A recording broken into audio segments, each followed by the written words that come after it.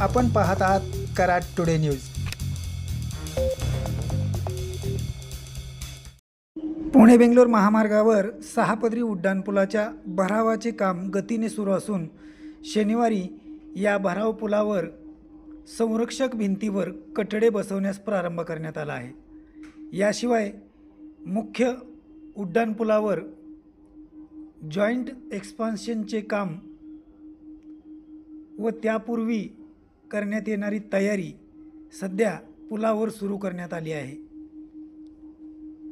आपण या दृश्यात पाहू शकता, नवीन उड्डाणपुलावर ठिकठिकाणी असणारे जॉइंट जोडण्याचे काम आता सुरू करण्यात आले आहे।